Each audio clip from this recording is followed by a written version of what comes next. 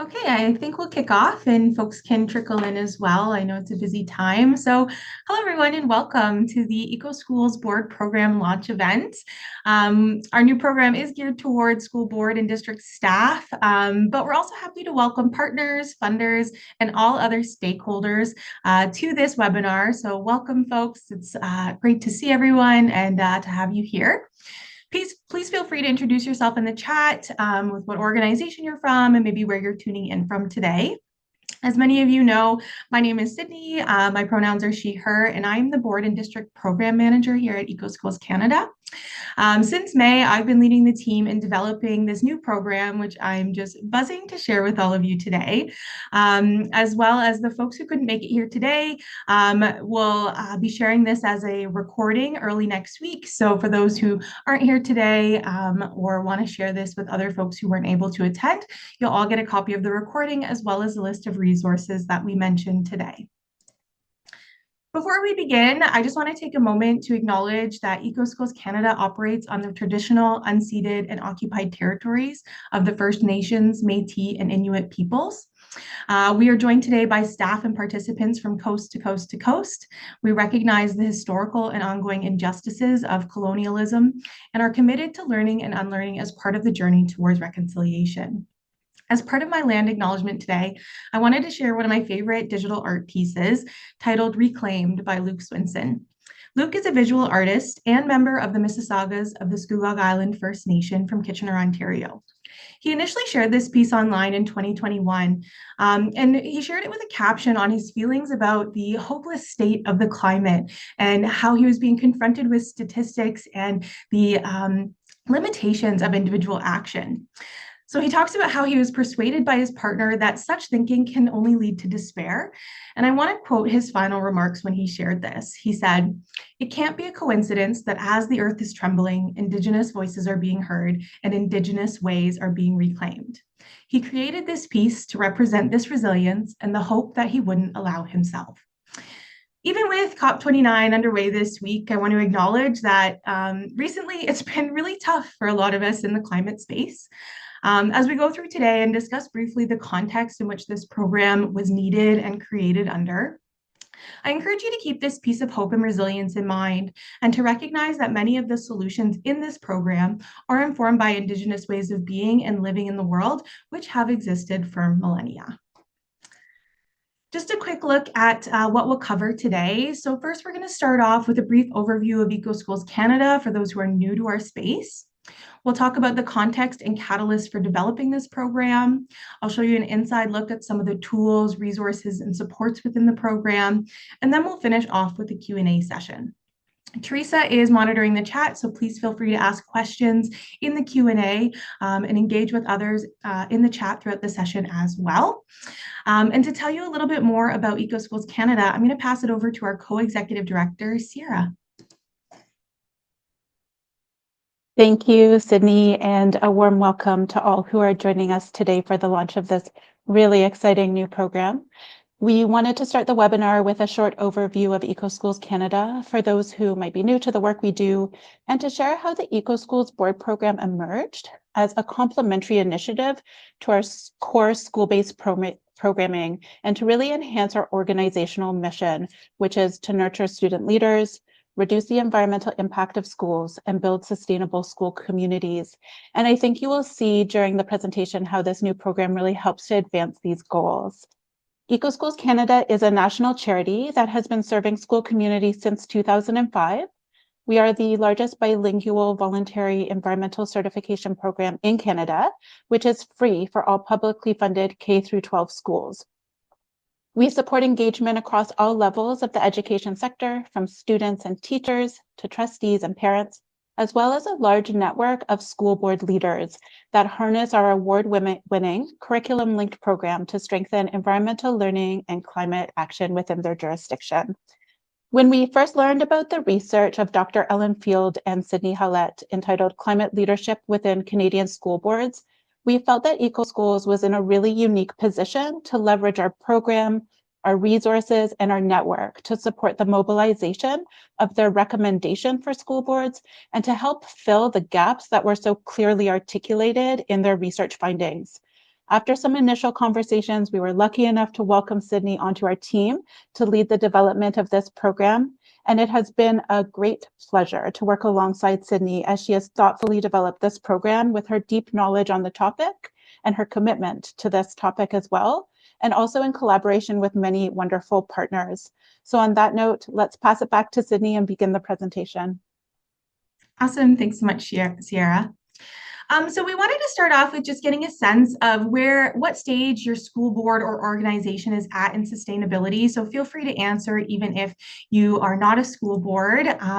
So are you just exploring opportunities around sustainability? Are you actively planning? Are you implementing initiatives?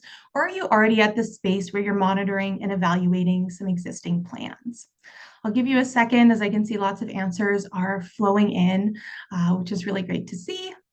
If you're having any challenges with the poll, feel free to put your answer in the chat as well.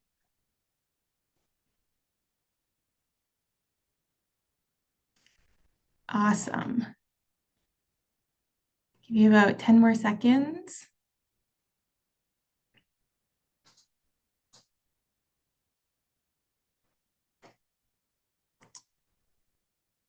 Okay, so I'm just going to share the results of that. So we have folks who are representing a diversity in their stages of sustainability.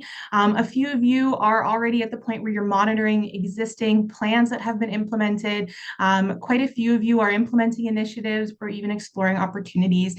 And I want to share that this program is really an entry point for all of you folks. So whether you're just beginning, haven't started, or are well down the path to net zero by 2050, there's opportunities within the program for you to engage and to help advance and support and accelerate that transition. So it's great to see some diversity and nice to have other folks in the room who can help support. Awesome. So let's dive into it. So as many of you know, right now is a critical moment for climate action in Canada and also around the world.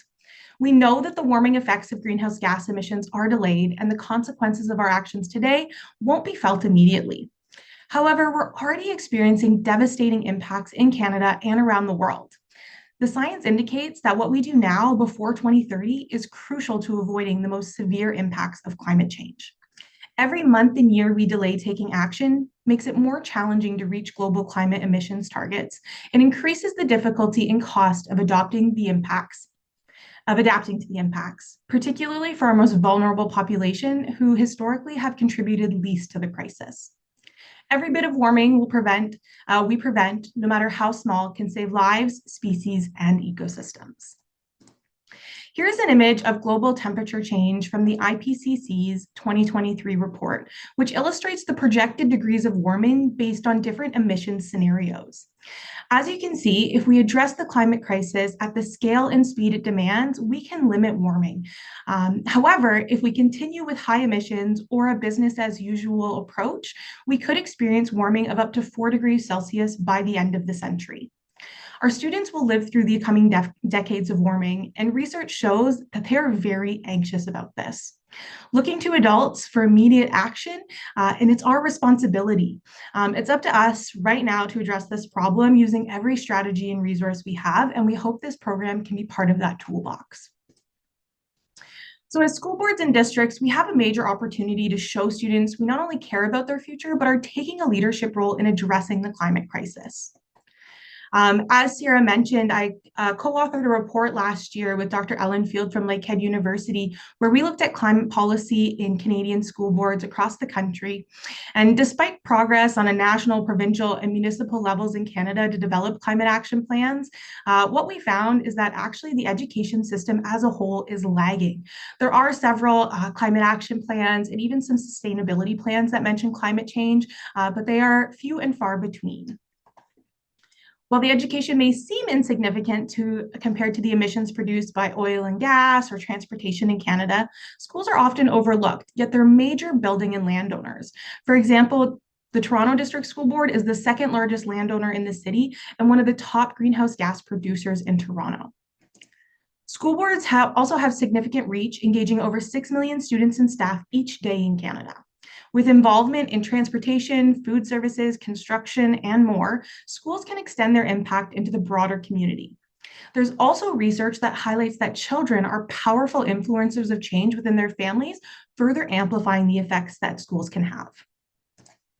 Finally, although there are a few examples, we have observed that school boards and districts that develop climate action plans do see a significant reductions in their greenhouse gas emissions. This makes climate action plans a valuable strategy for addressing climate change. But while we were doing a number of presentations about the research that Ellen Field and I conducted last year, we did hear a lot of feedback from school boards, and we talked to everyone from school trustees to the Canadian School Board Association.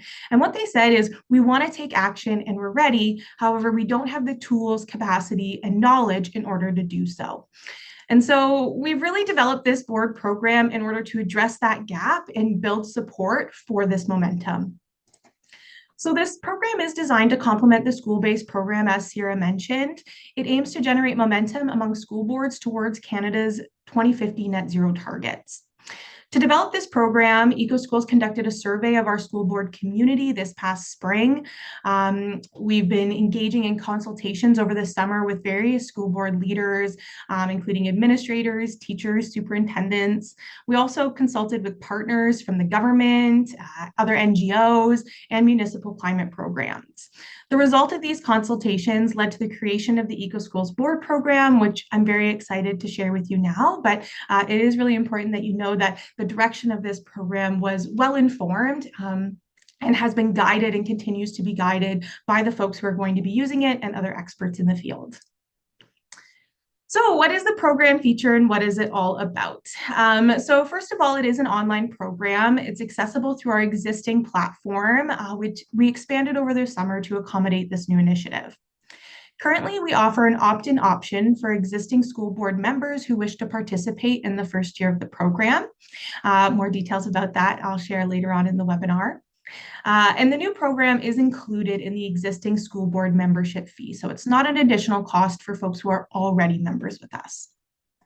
Unlike our EcoSchools certification program for schools, the board program is not a certification process. We recognize that climate action and sustainability planning are multi-year ongoing journeys, and our program really reflects that. We are building in some milestone badges for school boards to celebrate and communicate their progress along the way, but it is not a yearly certification. The program is modeled after our school-based program. So if you're familiar with that program, you'll know that there's a suite of action cards that schools can take to become more sustainable. In the board program, we've called these solution cards, and we've launched with just over 20 cards and growing. And this is really the heart of the program, where all the information, tools, and resources for a variety of climate and sustainability strategies live. And we're going to take an inside look at some of these in just a few minutes. The board program also features some supports through consultations with our EcoSchool staff to help you make better use of the program's resources. So I will warn you, it is overwhelming, all of the opportunities and solutions that school boards can take at a systems level in order to address the climate crisis. So you don't need to feel overwhelmed. We not only have resources to help you decide on strategically adopting solutions, but we also offer individualized support through the program. Finally, as part of the program, we do plan to host networking events, inviting experts and partners to conduct deep dives into various topical solution cards, and provide school board and district leaders a chance to connect with each other in real time. Participants will also have the opportunity to join our listserv, allowing them to connect with other boards and districts to ask questions, share resources and ideas, or even collaborate between events. So this is a really quick snapshot of some of the solutions in the library. Teresa is going to drop in the chat a full directory of the solution cards that we have to date. And I'm really going to take you through what these look like. We do have a number of cards that cover different themes, from energy, waste, and water to infrastructure and food services. So it really is meant to be holistic in nature. As an evolving program, we do have a long list of cards queued for development as well. And special thanks to all the school boards whose consultation helped us prioritize which solution cards were most important to start with and where they wanted to see the program head next. So without further ado, let's dive into the online platform and take a look at some of the cards, tools, and resources in real time. So this is the solution library that I'm going to take you through. And for those who are board members with us, you'll see that this is a brand new tab on the left here that we've added to our existing platform. And so you can search for solutions by the themes that I mentioned, or you can scroll through them. Each card has a tagline that helps you kind of better understand quickly what they are. We have also starred some cards that we think are particularly important for you to start with. Of course, we would recommend that you start with getting started, but there are also a few other key cards that are important. For example, doing a greenhouse gas emissions inventory. In other words, calculating the carbon footprint for your school board. I'm going to take you through a deep dive of one of these cards in just a second, but I want to give you an overview first of the solution library because I know it was a little bit small on my previous screen. Another important card is Every School in EcoSchool, helping you to engage your schools and deepen that engagement so that you're not only working from the bottom up with your schools, teachers and students, but you're helping to meet them where they're at. And so it really kind of helps you build a full system that can move forward towards net zero.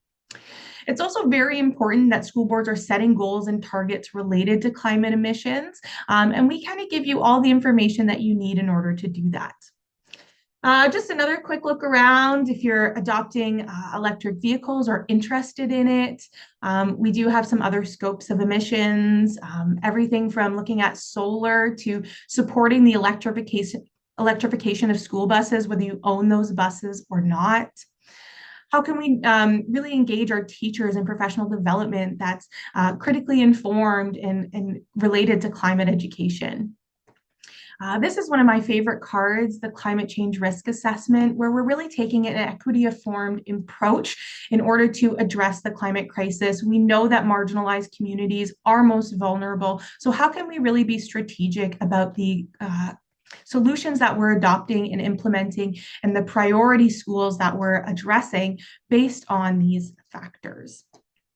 So I won't go through the entire library, but I do want to show you a deep dive into one of the cards so that you can get an idea of all the different components of the card and see what they're really all about. And so for that, I'm going to choose the Scope 1 emissions inventory. So as I mentioned, this is like doing a carbon footprint for your school board. So there are 3 standard categories for tracking emissions, and they're categorized into 3 scopes, scope 1, 2, and 3. And so this is the card for scope 1. And each of the cards is set up with the same structure. So I'm going to take you through the structure, but you can know that this is applicable across all of the cards. So there's, of course, an about section. What does this card mean? What is it all about? And some information there. Some of our cards, which are a little bit more advanced or have complex thinking, do have some infographics, for example. So in this card, if you're unfamiliar with scopes of emissions or this is new terminology for you, we have a helpful infographic that's actually very specific to school boards using language such as cafeteria food and textbooks. So today we're looking at scope 1 emissions, which is direct emissions that are burned by your school board. So that might include things like boilers and furnaces, or owned transportation and equipment like lawnmowers, or if you have board-owned vehicles. Each card has a business case. So what are the benefits for your school board for implementing each solution? And this covers a variety of factors, both direct benefits as well as co-benefits, such as maybe improved health and well-being, cost, staff capacity.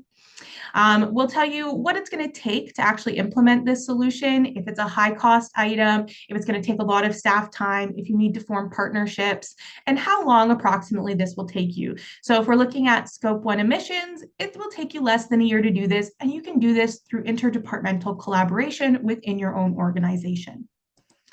We also have what solution cards within the board program are related to this. So of course, when we're talking about emissions, the other scopes of emissions are quite related and important. We also tell you how this relates to our school-based program. So you can directly see the connection between what schools and classrooms are working on at that level and relate it to what's happening at the board level. And then the final tab here is extension. So looking at what is the broader context that this solution card fits within.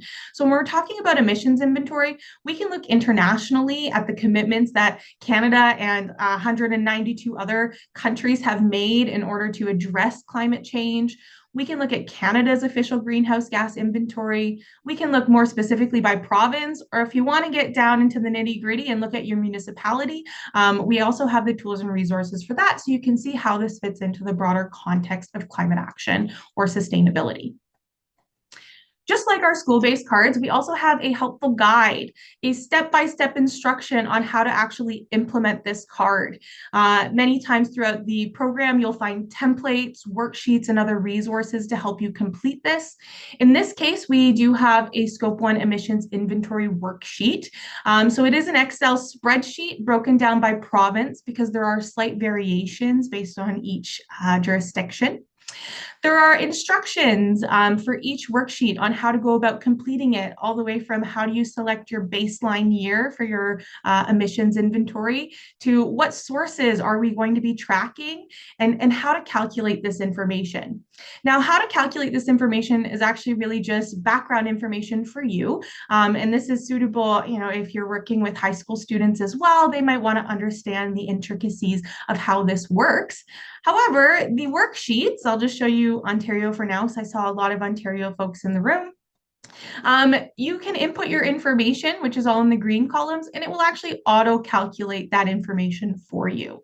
So for example, if we're looking at our furnaces or boilers or maybe a staff-owned vehicle, or sorry, not staff-owned, a board-owned vehicle, you might put your information here, your source, you can select your fuel type, and then you can use your invoices or other methods, follow in the instructions on how to find this information for how much you're using per year and what that costs. And what this worksheet will do is it will auto-calculate the emissions for you based on where you are, and all of the reference values are included here or explained on the instruction sheet.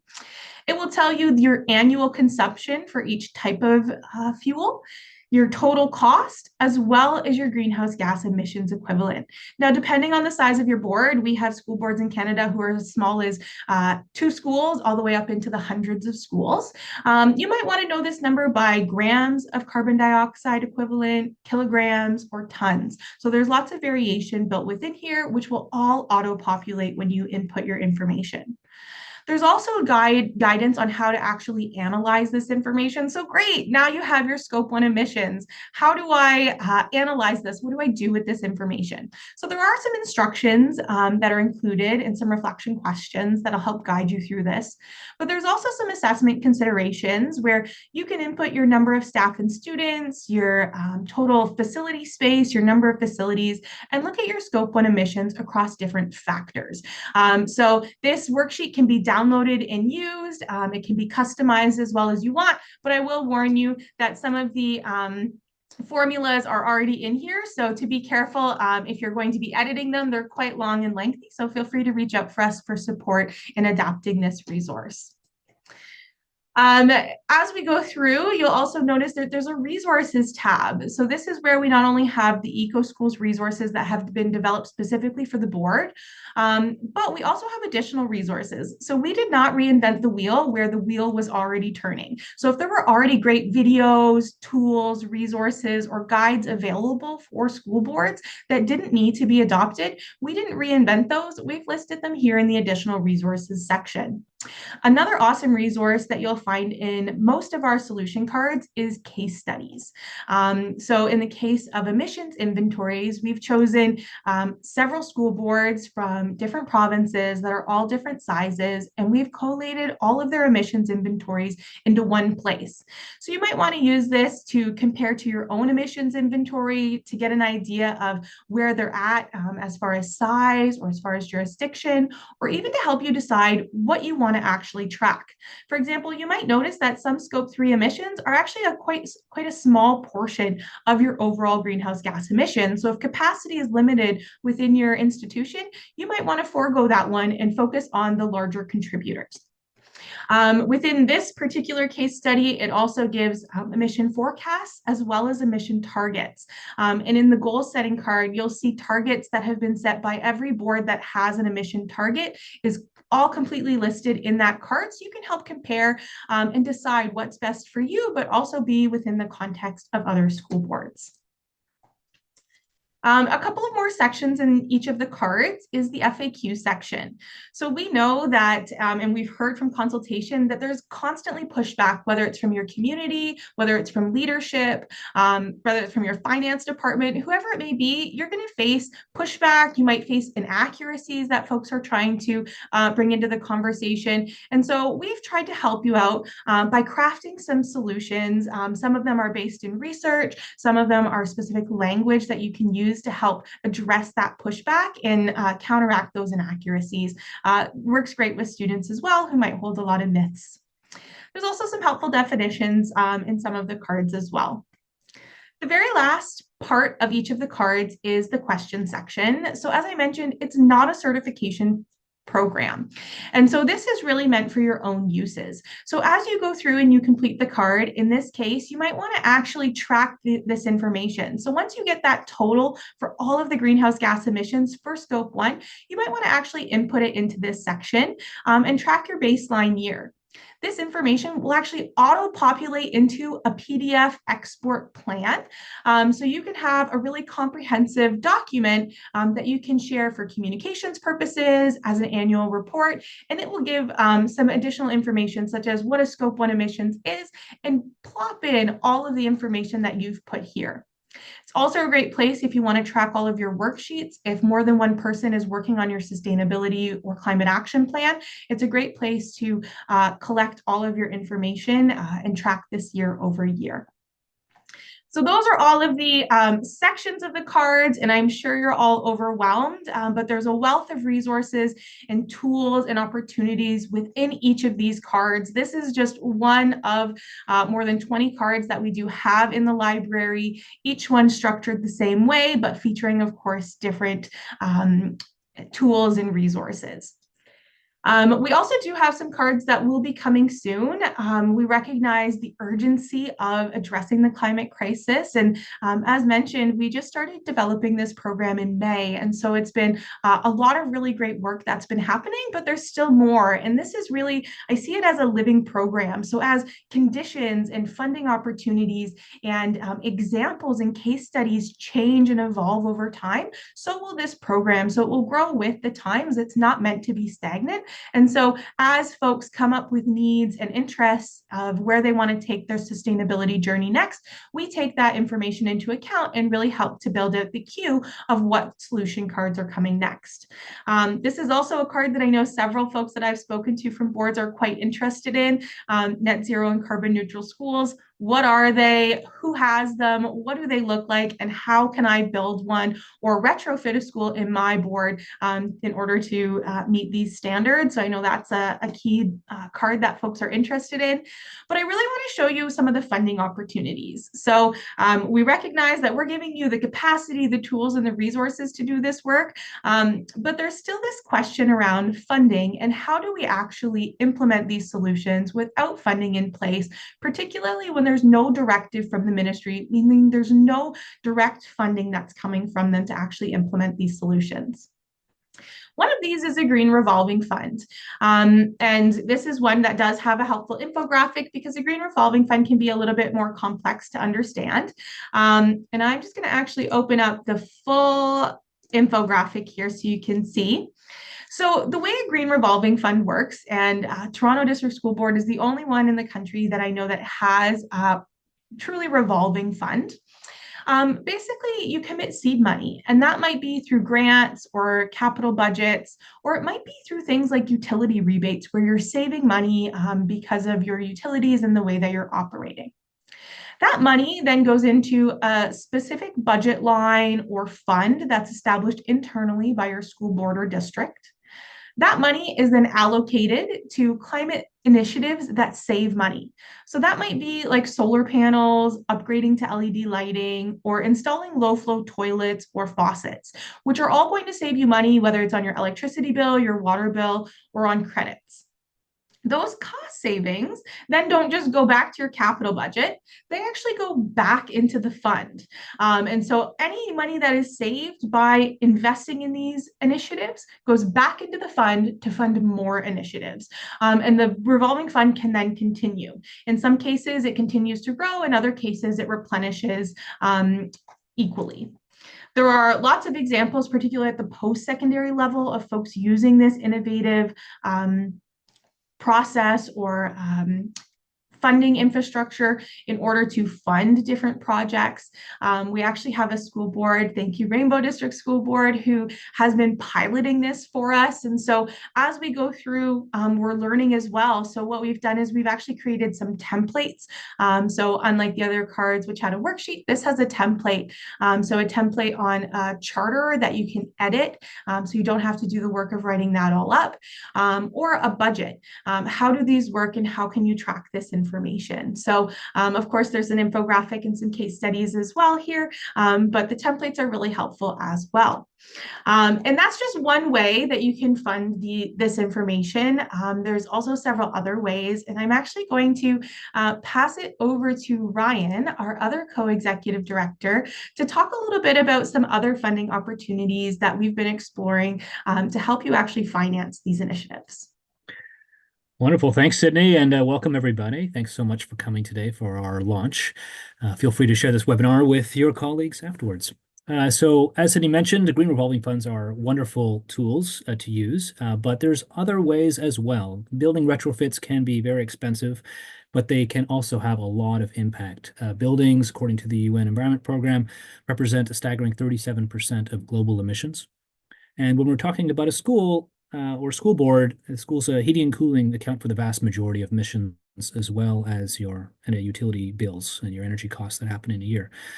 But retrofits are not a new phenomenon. They've been going on at corporations and municipalities for decades now, and it's they have a proven track record of reducing operating costs significantly and emissions. When you're thinking about the life cycle of a school or of a building in general, they might last 100 years, but the equipment and the boilers and the things needed in a school will not last nearly that long. They could last 15 to 25 years. So you're going to be replacing those things. And why not replace them with things that are going to save you a lot of money if you can? TDSB did a pilot last year with their building automation systems with 110 schools and saved over $1 million in just 9 months. Sydney, just go to the next slide. So what we've heard from surveying school boards is that financing is a significant barrier. How are we going to retrofit our schools when we don't have a budget to do so? And that's where we started doing our research this summer after Sydney started working on the program in May. We started reaching out to organizations that work in this space to finance retrofits. And we discovered that there are actually many, not just the mainstream banks who will do it with debt and a loan with interest, but other alternative financing providers, and you can see some of them there that we've spoken with. These financiers are ready and willing to support school boards with retrofits and new builds. They have funding from the federal government to the Canada Infrastructure Bank and many other sources to target carbon emissions. That's their focus, is they have to have certain requirements for reducing carbon emissions on these retrofits. But more importantly, they will take care of the financing in several different ways. Most of them offer off-balance sheet financing, so it won't prevent you from taking loans elsewhere for other capital projects. Asset ownership comes into play with some of these, and in others, you don't own the equipment, but you can essentially use it as a service. So you get energy as a service, and it would be owned by the organization. They work in both new builds for brand new schools, but also retrofits. Some of them only retrofits, and some of them do both. It's amazing to me that you can get a retrofit these days that costs you millions of dollars across a group of schools and not have to pay a single penny at any point. They will finance the equipment, you will get to own that equipment, and the only catch is that you have to save on your operating costs over a 15-year agreement. Basically, you could imagine the operating savings might be 40 or 50% in some cases, and you'll save less than that, and that's how these organizations repay themselves. They don't repay themselves from any kind of risk from your side, from the board side. They will finance the whole thing. They will use local vendors. They will work with your board to meet all any internal requirements in terms of unions or approved providers. And it's so it's a remarkable program, and we're so excited that these things exist. There is some precedent with some of these in schools and school boards, mostly for new builds, not retrofits. It has been an exercise in trying to figure out, what these programs offer. But we'd be so happy to talk with each of you if you're interested in exploring these financing opportunities and set you up with the folks at these organizations to speak more. So with that, that's just a little taste. And please let us know if you're interested in furthering that conversation. Awesome. Thanks, Ryan. And we have been doing, we did a focus group just looking at some of these opportunities and received some great feedback. So we're always open to that as well and learning and growing. So thanks for sharing that. Just some ways that we're trying to support in financing all of these great initiatives that we're suggesting you undertake. Now, I know that it was a bit of an overwhelming kind of look into the program, but now that you have a clear picture of what it entails, you might be thinking about the ways that your board or district might engage or leverage this program in your work. So we've kind of outlined a few different ways that the program can support you based on what stage you're at in actually implementing or exploring or monitoring and evaluating your sustainability plans. So first, the program's initial design was to support you in developing a comprehensive climate action or sustainability plan. So something really holistic that's full serving. We recognize that this is a really large undertaking requiring time, capacity, staff, leadership approval, and not every board or district is really ready for that. And so we do have a few other engagement opportunities, but really this was the initial concept and the way the program was designed. So if you are one of those folks who are just exploring opportunities, this might be a really great place to start, which can help you really develop that full plan. We do also, within getting started, list out every single climate action, sustainability, and environmental plan that school boards have across Canada. So you can take a look at what themes and initiatives and objectives and targets and goals they all set, and what we mean by a full climate action or sustainability plan and what that looks like in real practice. Your board might decide to just adopt key strategies. So that might be selecting 1, 2, or maybe even 3 of those solution cards that I showed you. So selecting from the directory or the library based on the capacity and priorities of your community. As I mentioned in the beginning, we need to roll up our sleeves and really get to work, but every little bit counts. And so if you're only able to take on one initiative now and start to grow it later, then that's a great place to start.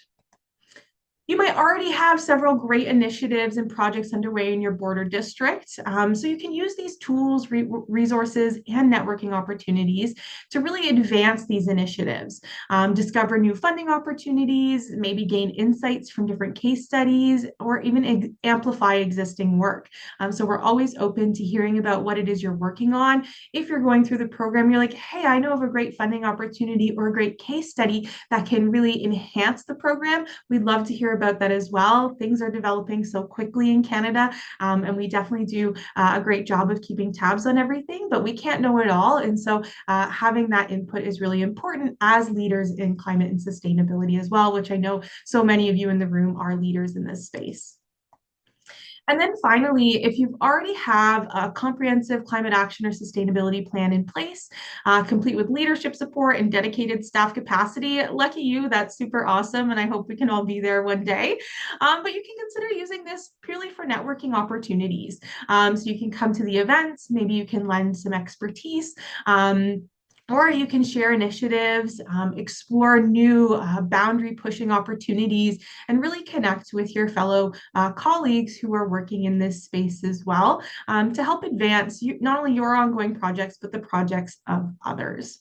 So several ways to engage in this program and with us as well. So definitely an entry point for everyone. So how do you actually get started and join this program? Well, as I mentioned, for boards who are already members with us and nice to see so many of you in the room. You can gain access to the board program by joining what we're calling our pilot year. So we've developed this program, and as you saw, there are several cards that are coming soon, so they're in development. And so if you want to gain access to these resources right away and join this pilot year of the program, you can email us at programs@ecoschools.ca, and we can toggle on that option. For boards who aren't currently members with us, but would like to learn more about board membership or gaining access to this program specifically, please connect with us, and we can chat about how to best meet your needs and what it is that you're looking for. We do want to make this accessible. And really, any questions that you do have as a follow-up can also be directed to programs@ecoschools.ca, which will also be included in the follow-up email. Now, we want to spend about 10 to 15 minutes to answer any questions that you have. So if you want to put your questions in the Q&A, or if there were questions that came up in the chat that I can help address, or any feedback that you might have, feel free to put that in the chat as well. We're really excited about this program, and I'm so happy that I've been able to be here to share it with you all, and always happy to connect offline as well if questions come up later. But I will wait for Sierra can let me know as questions come in, or if any questions have come up throughout that I can help to answer. Great, thanks, Sydney. So just to let you know that several people have requested the slide deck, and I just wanted to let everyone who's joined us today know that we will be following up with a recording of the presentation. If you are interested in the actual slide deck itself, you can contact us at programs@ecoschools.ca, and we can oblige and send you a PDF copy of the deck as well, if that would serve your purposes better. Okay, so Sydney, some questions. If our board is currently working to ratify a new policy, such as a climate action plan or climate emergency declaration, can it still be added to the running list of school board examples in the program? The short answer is, of course. A lot of school boards are currently working on initiatives and plans and policies. And as I mentioned, we do want to help keep tabs on those, not only to celebrate the great work that folks are doing across Canada and to add it to the program as examples, but also to learn from these as well. So if you're currently working on something, or have recently developed something and you want it featured or think it would be a great addition to the program, please do reach out to us. We're really happy to amplify that work and really celebrate the awesome leadership that's happening across the board. Great. Another one, and this is from an organization, not a school board. How can we be involved and support this work? Great. So for folks who aren't school boards in the room, I would say the number one thing is funding that we're looking for to really support and grow this program. Currently, the program is not funded. So I want to really say a big shout out to EcoSchools for taking a leap of faith and hiring me and developing this program out of pure need. So there is a requirement for funding, and we're working on different funding models. So that would be the first thing. If you have expertise in a specific area that you're able to lend to the program, whether it's to co-develop or support the development of a resource card or tool, or you want to help support a networking opportunity where we do a deep dive into a topic, those are all really great opportunities, but we're also happy to connect offline at programs@ecoschools.ca to talk about something more specifically related to what you're interested in and where your organization is at. Great. And a little bit on the same topic, someone has asked about the cost for a board to join the pilot year. I'm happy to take this one on, Sydney. So just as Sydney said, EcoSchools read the study that both Sydney and Dr. Ellen Field co-authored, and we felt that it was the time for us to act to develop this program. So we are currently trying to fundraise for this program right now. But at this time, the way that we're trying to justify being able to continue on with delivering these tools and resources is for school boards to join our school board membership program, which also provides a wealth of other tools and resources and supports, especially for our school-based program. We do, however, offer an opportunity for any school board that is new to our program, whether it's the school board program or this new program, to test it out and join in. What that would look like is you would contact us again at programs@ecoschools.ca. We would do a little onboarding and training with you and give you and maybe a small group of your team at your school board access to the online application for you to be able to play around with and get familiar with. And then we would talk about next steps around if this felt like a good option for you and what that would look like. And I'm not sure, but if Teresa, if you can add that school board membership document into the chat for everyone to see all of the other tools and resources that come when you become a school board member, that would be great. And so, Kim, I think it is, if you wanted to connect with us again, we can talk about how we can best support you and your school board moving forward. And there's another question regarding the French version of this program. Do you want to take this one, Sydney? Sure. So we know it's a priority to have this in French. As you know, our school-based certification program is fully bilingual. As I mentioned, we don't currently have the funding for this program, and it has been developed over the last 6 months. It is our goal and intention to develop it in French, but at this time, it is only available in English. If there are any funders in the room who are keen to help us make that a reality, we're open to that, and we are exploring opportunities. So we know it's a need for our community. It's high priority on our list, but the pilot year will be available only in English. We do welcome any French school boards to join. Je peux parler un petit peu en français, and we do have some other folks on our team who are French speakers who can support you and help engage with this. But right now, the main program is in English, unfortunately. So we're sorry about that, but we are definitely working on it. And next question. This is a fantastic program with many practical tools to support climate action. I'm wondering if the program encourages school boards to collaborate with public health units or other partners to plan and implement climate actions. Absolutely.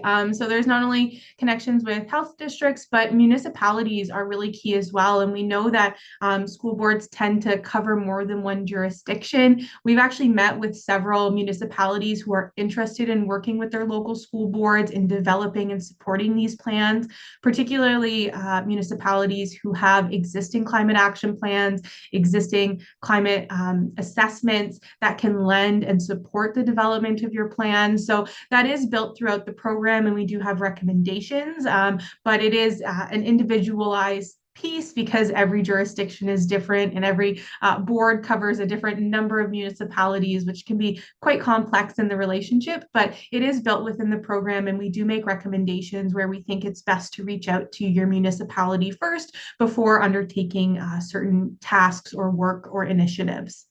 There's also some funding opportunities that are collaborative. So you actually apply with your municipality. For example, there's a tree canopy cover where you can actually work with your municipality to apply for funding for that. So that's right within the program as well. Those opportunities, even if it's not specifically for school boards, but you need to partner out, we've included those funding opportunities in the program as well.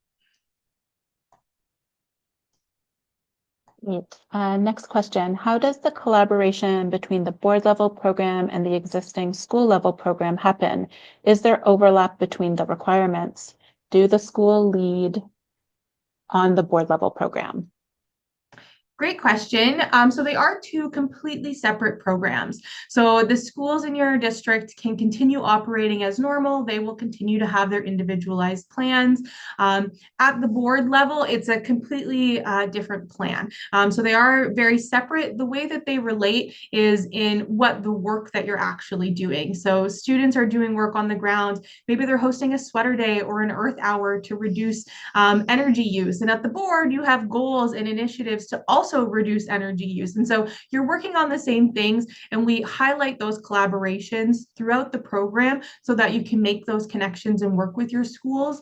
We also have the Every School and EcoSchool action card to really help you better make those connections, communicate with schools about what's happening at the district level. But they are, in essence, they are separate programs, so they don't impact each other. So what your schools are doing on their level and their certification levels doesn't impact the board program. And likewise, what you're doing at the board level won't impact directly the plans and the initiatives that those schools are creating. I do know that we have a special badge that's been launched this year, Sierra. I don't know if you wanted to speak really briefly on that. Sure, I'd love to. So this is called the Collective Action Badge, and for any school board that is currently a member, they can select up to 4 EcoSchools school-based actions that they really care about, that they really want to incentivize their schools to implement. So for example, if you want to work on one solution card at the board level connected to energy, and you then want to encourage your schools to implement energy-related actions in their schools to really complement the work you're doing at a systems level, then we can help you incentivize this with this collective action badge. And once schools complete the number of actions you have requested, at the end of the year, they can be awarded this badge, and it would have your school board on it and EcoSchools, and everyone can kind of feel good moving forward with similar goals in mind. And I also did want to mention, we've talked about funding a lot, but we do have a bunch of funding asks out there. And just on this same note, we have heard from a lot of school boards that engagement of students, especially high school students, but engagement of students in this type of work is really important.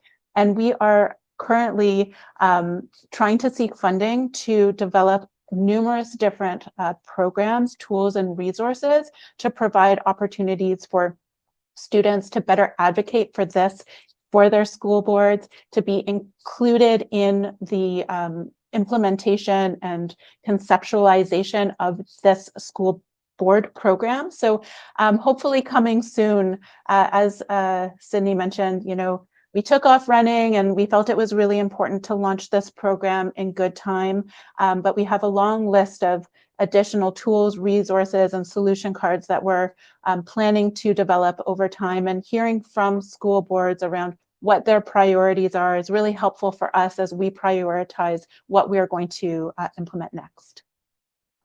Okay, another question. This is a great start for boards to work on sustainability plans. We understand that there isn't a deadline for submission or certification, but are there timelines to refresh the plan or update some of the scope documents submitted? Great question. There are no hard rules in the program. It's really a choose your own adventure, enter where you're at, and move as quickly as you can. We do have recommendations about how often these should be updated based on different cards. So there are some recommendations within there, but there are no rules about when things need to be updated, how frequently, or anything like that. So a lot of it will be based on your personal capacity, but we do put those recommendations within each of the cards. Great. And another question, will there be any events organized for networking in person during the year?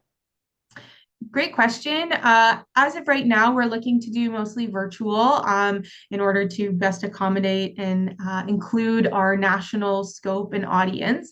But that's not to say that in-person events aren't out of the question for the future. It's definitely something we've talked about and considered and are very interested in. I think there's a lot of benefit and rich collaboration that can happen in person that just isn't available online.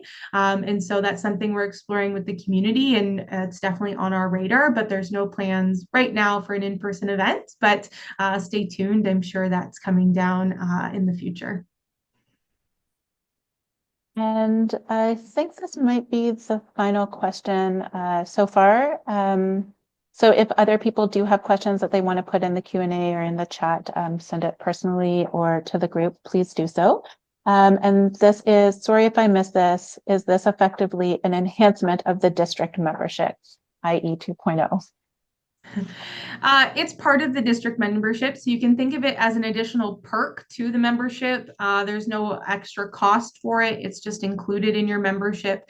At this point, it's whether or not you want to see this. We recognize that not every board is ready for this commitment or this opportunity, and so we're doing opt-in for the first bit, but eventually it will just be something that becomes part of the board membership as a perk. So it's not a separate membership by any stretch. It's really just if you want access to them now, let us know via email, and we'll just quickly toggle that on for you and give you some onboarding support. But it's not a different membership. It's the same membership, just an awesome, awesome perk.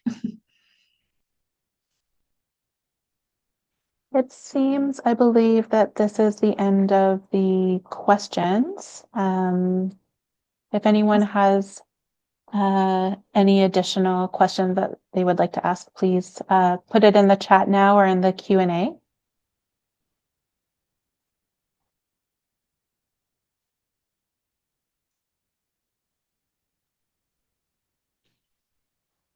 It seems that we have answered all the questions, Sydney.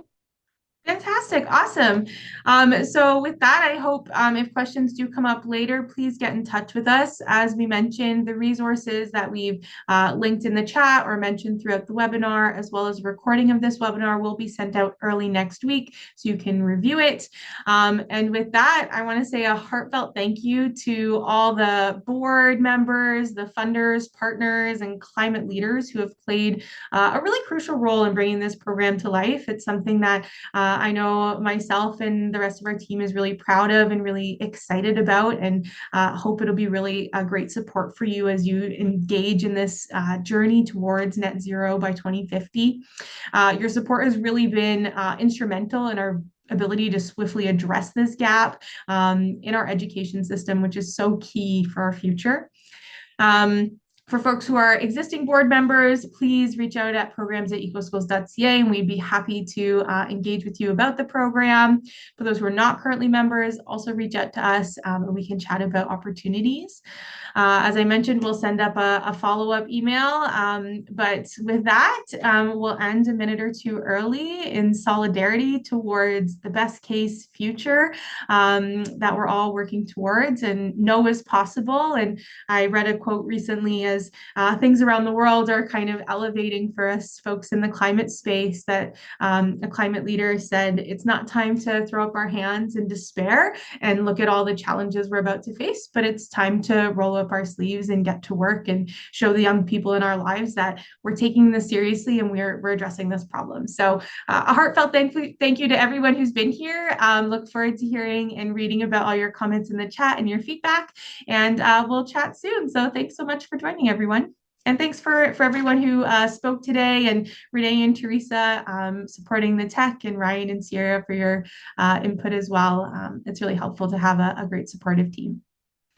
Bye, folks.